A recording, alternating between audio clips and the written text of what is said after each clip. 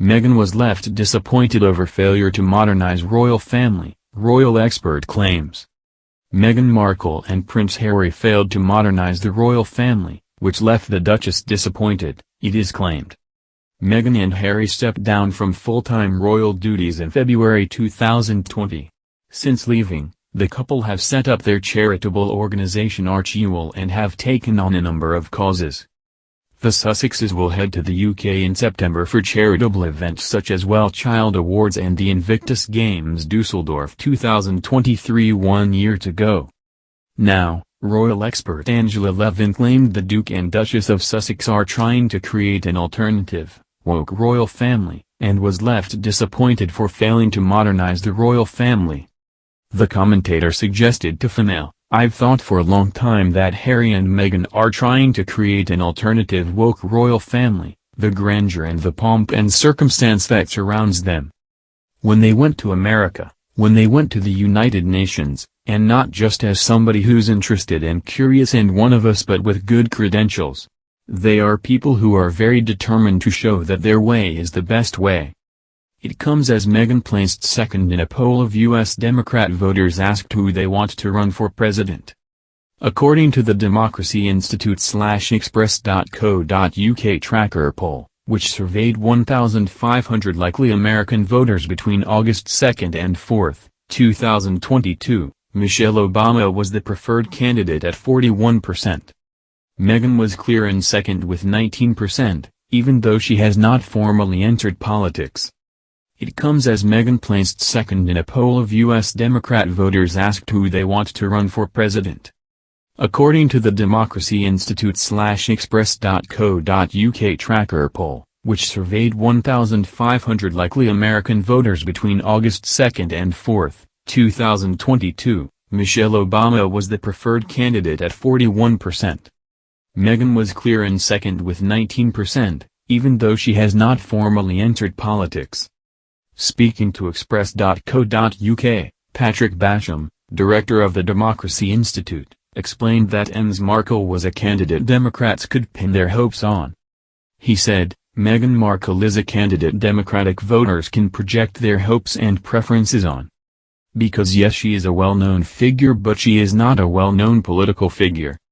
Although those who have a sense for politics know that she is of a woke, progressive, left liberal disposition, we don't know what she thinks in detail on a wide range of issues. That doesn't matter for most people." This week, Meghan and Harry said they were humbled and incredibly honored after receiving an award for their impactful charitable work. The Sussexes and their Archewell Foundation were acknowledged by the Human First Coalition for their efforts in supporting Afghans in the wake of the return of the Taliban to power. Attending the New York City Awards ceremony on their behalf, Archewell Foundation Executive Director, James Holt, headed onto the stage to accept their Partner Organization Award. The couple received recognition for their life-changing work helping Afghan refugees as well as providing generous financial support to the Human First Coalition. Harry and Meghan are set to return to the UK in September to support charitable organizations. On September 5, the Duke and Duchess will travel to Manchester for the One Young World Summit, where Meghan will give the keynote address at the opening ceremony. The couple will then head to Germany for an event to commemorate a year until the Invictus Games in Dusseldorf on September 6, before returning to the UK for the Well Child Awards in London on September 8, where Harry will deliver a speech. It is the first time the couple will be in the UK since the Queen's Platinum Jubilee celebrations in June.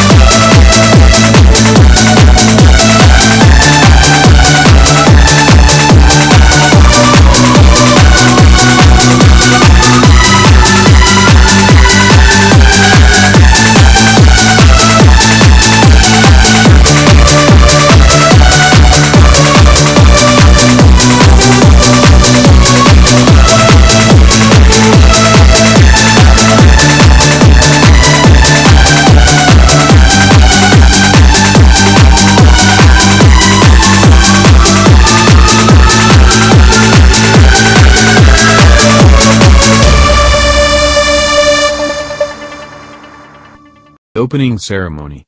The couple will then head to Germany for an event to commemorate a year until the Invictus Games in Dusseldorf on September 6, before returning to the UK for the Well Child Awards in London on September 8, where Harry will deliver a speech. It is the first time the couple will be in the UK since the Queen's Platinum Jubilee celebrations in June.